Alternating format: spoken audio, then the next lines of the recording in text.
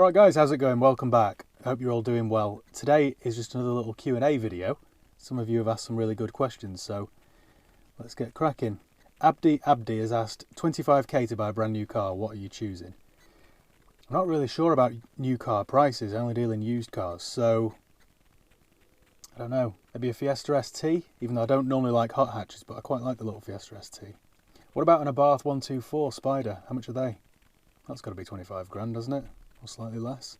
Next question, Jan Ureki has asked, I do 12k a year, should I buy a petrol or diesel? Thanks. You're probably right on the border there between whether it's sensible or not to buy a diesel. But 12,000 miles still enough to warrant a diesel. I think there are still some savings to be made there, so I would say diesel. Harry Lacaney has said, what do you think of other car YouTubers? You mentioned they seem to be having a supercar arms race. I found that comment funny. I don't really know any other YouTubers, to be honest, car or otherwise, so I can't really comment. James Cahill has asked, what car brand do you dislike the most? That's a tricky one because there are many. What car brand do I dislike the most? Peugeot or Citroën. Apart from the odd one or two half decent cars that they make, which I quite like, the rest are just rubbish. Brian Douglas, what is your favourite crap car? That depends on what you define as crap, doesn't it? What's my favourite crap car? Right, we at work have got a little courtesy car. It's a Chevrolet, not Chevrolet. Yeah, Chevrolet. It's a Chevrolet Spark, which is basically like a little Daewoo Matiz or something. It's a terrible car, and yet every time I drive it, I enjoy it. I quite like it, and I can't tell you why because it doesn't make any sense. Because it is a bad car basically, but it's reliable, it's cheap to run, it's quite fun to drive in a weird sort of way. It's got no power whatsoever, so yeah, I shouldn't like it, but I do. So that's probably my favourite crap car. The Master, what's the atomic number of zinc? That's easy, that's 30. Max Goodman, what car are you most looking forward to driving that was ultimately disappointed, and why? What car were you most looking forward to driving that was ultimately disappointed, and why? That's an interesting question. I don't think I've got an answer for that, to be honest. William Fence, what's your view on CAT write-off repaired cars, and would you ever trade them? By the way, that, if you're watching this in America, is like buying a car with a salvage title. In the UK, they're categorised into, it used to be CAT C and CAT D, but now it's CAT N for non-structural or CAT S for structural. Would I ever trade them? I try not to trade them, to be honest, because I don't know, it depends on the damage really. It depends on the damage and it depends who's repaired it into what sort of quality and standard. A lot of times cars are written off and it's just like a bumper scuff or a bent bumper or something, which, yeah, I wouldn't be put off buying one of those if that's what you fancy. I don't know. There are some savings to be made. You can buy a Cat D car that's £2 grand less in price than a clean one. So it depends on the accident. Get it inspected, make sure it's not done any serious damage. Tommy Hartman, what's the longest you would hold a car for somebody with a small deposit to take it off the market? I always ask for a couple £100 as a deposit and then I hold it for a week or so. I don't like to hold it for any longer than that unless they're waiting for some money from somebody, or it's just, as I've mentioned before in other videos, I work right on the edge of my overdraft, so by holding a car for months isn't really viable. Also, on the subject of deposits, you'd be surprised how many people ask me before committing to a car, right, can we leave a deposit, we'd like to go ahead with it. Yeah, sure, yeah, just a couple £100. If we change our mind, do we get it back? No, what's the point of leaving it then? Misha, what was your first car? I had a year 2000 Ford Focus 1.8 Z-Tech in black. I was living in Spain at the time and it was in black with no air conditioning. My birthday's in July, I passed my test in August, so I got this car in August when every day was like 38 degrees and I had no air conditioning. Anyway, that was my first car. Jackson Crow, has your business benefited from doing the reviews? I know you try not to do them for that reason, but it'd be interesting to hear. Not as much as you'd think. No. It gives people a better idea of who they're dealing with, but I don't think it directly sells cars. Kim Jong-un, is there any cars you've owned and wish that you didn't sell? I don't think I've had anything that rare or special actually that I've regretted selling. Actually, while I was living in Spain, I bought a 1994 Jeep Wrangler 4 litre Sahara and then changed the colour, repainted it, completely restored it because it was an old wreck. I sold it when I left Spain, and I shouldn't have done because they're now worth twice as much money and they're really hard to come by. And that particular one had been in Spain for about 15 years, so there was no rust on it at all. It was quite a nice one, actually. So yeah, that's probably one car I regret selling. Robert Albert, my last car had a 7-speed gearbox. Now I see that cars and trucks have a 9-speed box or 10-speed. What for? Exactly. I don't know. It's mainly economy, I guess, because it uses far less fuel when you're in 8th or 9th gear on a run. But they're just so frustrating to drive. In my opinion, you don't need more than 5 or 6 gears in an auto box. So to have 8, 9 or 10 is just ridiculous. But yeah, they do it for economy reasons, but I hate driving them. Chris Bryant, what's the worst car you've taken as a trade-in? There's a lot to choose from. There's an awful lot of tat that people trade in. I took in part exchange once a Fiat Punto against a newer Fiat Punto that I had. And I think it was like, I paid £150 for it in part exchange, so it didn't ruin me money-wise, but it was possibly the tattiest, scruffiest thing you've ever seen. It looked like it had been rolled. Every single panel, including the roof, had huge dents in it. It was a really terrible thing. LD, which would you choose from, a 2010-ish Range Rover Sport or Vogue? Also, which engine and spec package would you go for? Right. Here I can use my expertise. I'd go for the Vogue, personally. You want to try and go for the 4.4 litre TDV8. And also I would go for a Vogue SE. In my opinion, the autobiographies are a little bit unnecessary and not worth paying the premium for. So yeah, get yourself a Vogue SE 4.4 if you can afford it. Alternatively, try and get yourself a Range Rover Sport HSE or HSE Luxury and try and get the 3.6 TDV8. Right, Mark Peru, what do you think the impact of the coronavirus will have on used car prices in the next 6 to 12 months? Particularly classic and big engine sports cars. Asking as I'm possibly in the market for a Jaguar XKR or F-Type next year. Still awaiting your review. Cheers, Mark. Hi, Mark. By the way, I would go for an XKR over the F-Type. I just think they're better. Impact on coronavirus. I don't know. I really don't know what's going to happen with the whole coronavirus business. I think it's going to affect new car sales more than it affects used, because I think people will still be in the market for used cars, but not necessarily brand new ones. I don't know. And if new car sales have slowed down, that's going to slow down the supply of used cars. So don't expect everybody to be slashing the prices, because I don't think they will. Twiffy861 has asked, what car you really want to review? Money no object, classic or modern? I'd like to do a video with a 60s SL, the one with the pagoda roof, because I love those cars. Or maybe a DeLorean, because I think that would be a little bit interesting. Or something a bit more modern, maybe an SLR McLaren Mercedes, one of those. Martin Gillespie, how do you think the second-hand market will be after this virus, if it goes? Like I said, I think the used market should be okay. Perhaps on the dearer, more obscure stuff, perhaps it'll affect that. But for everyday hatchbacks and stuff, I don't think it'll change. People always need cheaper cars, and people are always going to have their cars stolen, written off, damaged. So I don't think it's going to affect anything massively. Naganga Victor has asked, have you ever thought about selling cars outside Britain, say shipping them to customers in Australia or Africa? I have done that a few times. There was a guy that I used to deal with that had a wedding car business in Tanzania, so I've sold him a couple of Jags over the years. Also, we've exported Hiluxes and other pickups to Africa. But as somebody's quite rightly commented, it depends on the exchange rates. If the exchange rates are in your favour at the time, then it makes a lot of financial sense to do that. If not, and at the moment they're not, it makes it quite an expensive thing to do. Christian Lottrup has asked, your best recommendation for a used value for money family station wagon? Personally thinking of something like a Skoda Octavia. Yeah, a Skoda Octavia then. I don't think you can go wrong with an Octavia. Or a Passat. They're both very good family cars. My mate's got a Passat and his has done 130,000 miles and it runs like a dream. Paul London, any cars that you've regretted selling due to its increase in value? Probably that Wrangler that I've just mentioned then, because I think I sold it for about £4,000 or £4,500, and today that same car would cost you probably 8 or 9. 1234 Adrian has asked, what's the one car you wish you'd kept? Yeah, probably the Wrangler then. I don't think there's another one. Bustin Loads, ever considered a Giulia TI Sport? No. Although I do like the look of them, I wouldn't have the balls to buy one, I don't think, because Alphas always depreciate massively.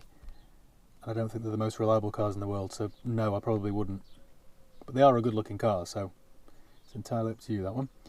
Chris Hutchins, have you ever sold or driven an E46 330 Club Sport?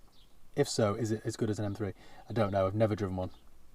Never had one, never driven one. Don't know anything about them. GT Caledonia, in your career so far, in which car single sale brought you the biggest payday and which the biggest losing of shirt? Oh, I don't know. There are plenty of lost shirts in this job. Biggest payday? I don't think there is, because the market's changed. You don't have big paydays anymore.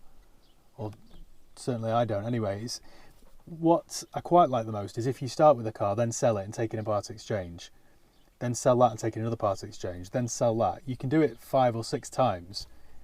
So overall you'll be alright, and it's all stemmed from that one car. So I quite like it when that happens. Sabano Sinner, how has your Range Rover ownership experience so far?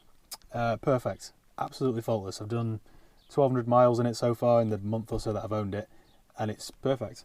Andy Jameson, are there any car YouTubers you really like? Which ones? I don't really know any. The only ones that I speak to or message occasionally are It's Joel and Kyle Sulker from Sulker Media. Yeah, they're the only two that I speak to. What else? Andy Jameson again. Do you see a day when you'll be a YouTuber first and a car trader second? I don't know. Don't know. As much as I hate the car industry, and I really do hate it, and I don't enjoy my job, I do quite enjoy the hustle of it all. I don't know. Luca Christian. Hi there, Matt. We all know that cars made at 2000 to 2008 were the most indestructible. But nowadays, which car brand do you think is the most durable and reliable, like an E39 for example, even though BMW doesn't make them anymore? Cheers and stay safe. Well, hi Luca, and the same goes to you. Most durable. The sad answer is there isn't one, or there isn't one, based on my experience there isn't one. Omar Al-Ramadani, which car would you recommend? 3 Series, A4 or C-Class, 2017 models, petrol and automatic? Have you thought about a Jaguar XE? Not that I'm on Jaguar's payroll or anything at all, but the XE is a really good car. So I would choose either an XE or a Mercedes C-Class. Rogue, do you prefer electric or combustion engine? Is that rhetorical? Combustion, obviously. John C, will we see an end of the leasing on the scale that we've seen in the last 5 years due to the current situation? Would that improve situation for small to medium used car dealers that are fortunate enough to be able to continue when things stabilise? That's interesting, isn't it? I don't know. Who knows? I don't have any sort of insider knowledge of that. James Bartlett, what estate would you suggest for a Family Guy, as I think they still have their place? Absolutely, they definitely have their place. 530 diesel estate, I would go for. If you want something cheaper to run, a Passat or an Octavia. King One-Eyed, what about? Yes. Martin Henry, thoughts on 2012 Mitsubishi Outlander? What's the best small SUV for mountain biker who usually puts the bike in the boot after cleaning? Also plenty of long distance treks. I wouldn't go for an Outlander. I don't think they're very well built. In fact, they're not well built. I've had so many issues with Outlanders and C-Crosses and... what's the other one? I feel like there was another one. Oh, the Peugeot 4007. Yeah, they're not good. I would go for a Freelander, honestly. Alan Deacon, good time to buy or not? Yeah, definitely. But I don't think you're going to get any massive deals. All the inquiries that I'm getting at the moment are actually offensive offers. I'm getting inquiries, maybe 3 or 4 a day. Would I take £2 off a car or whatever? Would I take 10 grand for a car that's on at 13? No, absolutely not. James Bartlett, hi Matt, if you could go back to the 80s and be a car dealer, which make would you choose? So I'm guessing you're talking about a new car dealer where I can choose a franchise. That's a good question, isn't it? I don't know. In the heady days of the 80s where everyone was making a load of money, Ferrari or something would be quite cool, wouldn't it? I don't know. Matthew Hops, are you planning on reviewing any Subarus in the near future, post-coronavirus? I don't know, possibly. Alan Watson, do you warn customers that buy diesel cars about DPF filters and make sure it suits their lifestyle? I was naive on this and bought a diesel despite doing city driving, and the DPF issues cost me hundreds. Was never mentioned in the dealership. Yes, I know it was ultimately my responsibility to do research, but still.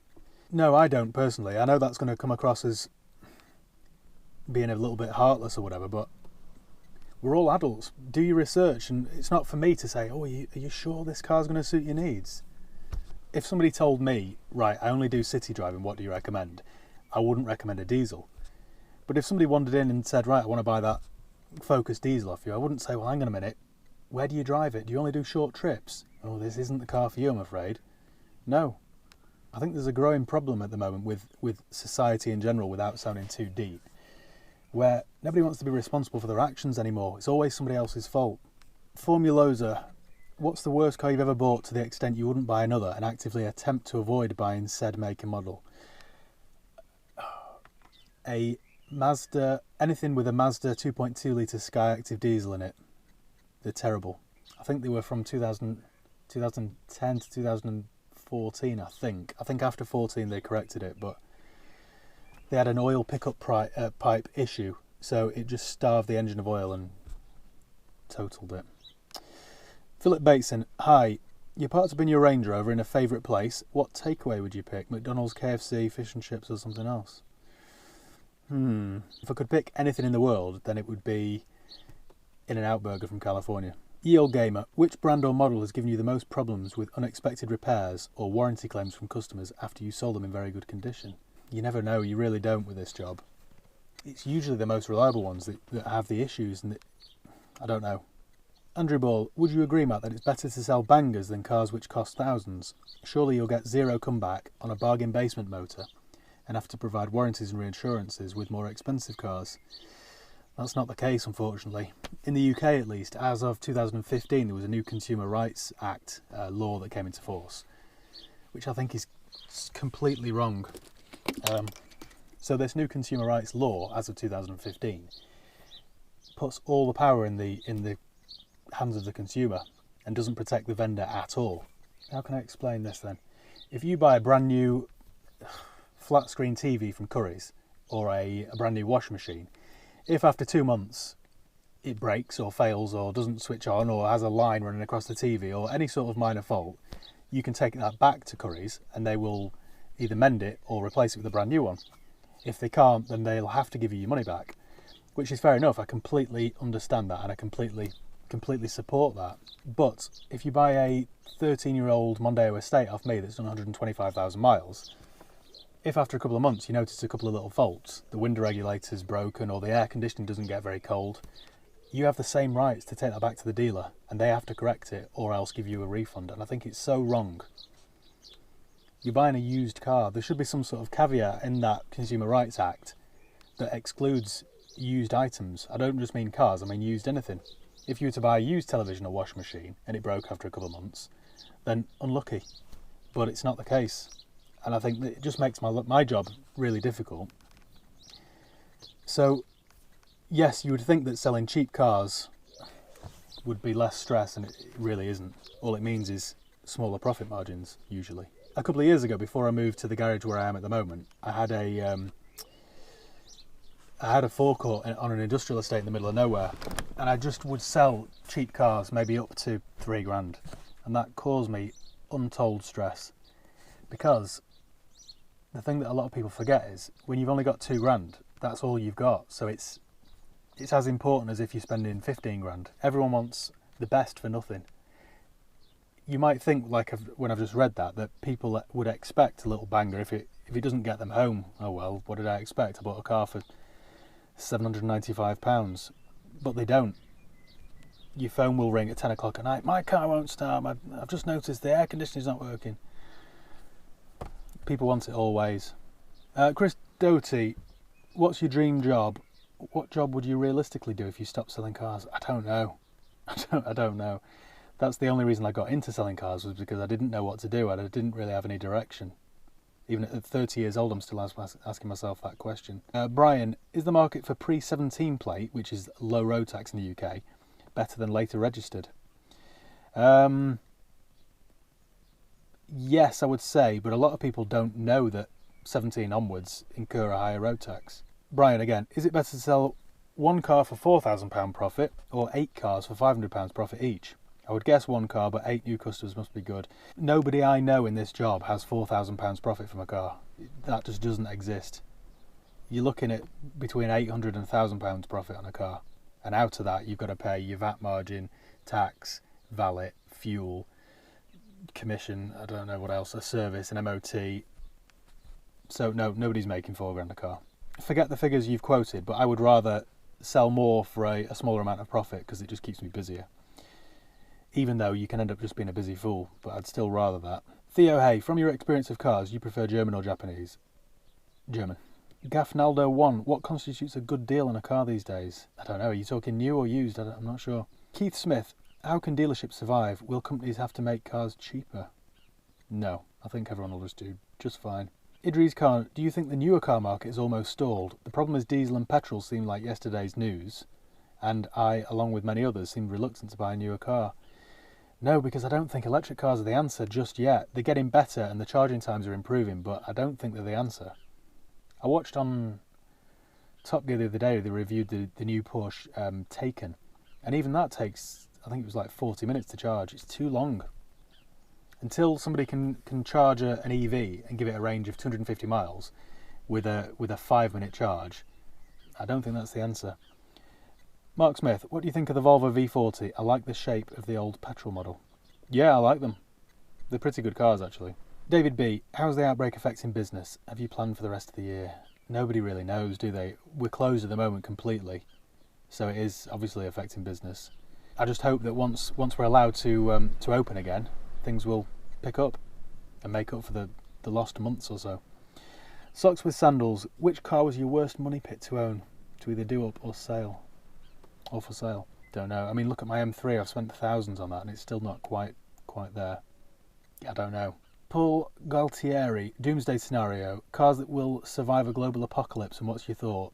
Toyota Hilux. They're like cockroaches, aren't they? They just don't die. Dacia Duster, any experience, good as well as bad? I like them. I quite like the Duster, and I can't wait to get another one so I can do a video with it. Tony O'Sullivan, you wake up tomorrow morning and every car on this planet is destroyed, except for 2 and they're in your driveway. Which 2? A new Range Rover Vogue and an AMG GT, I would say. Morgan Von, with the coming electrification of the auto industry, do you think people will hold on to their current gas engine cars instead of buying electric? Possibly, yes. Possibly.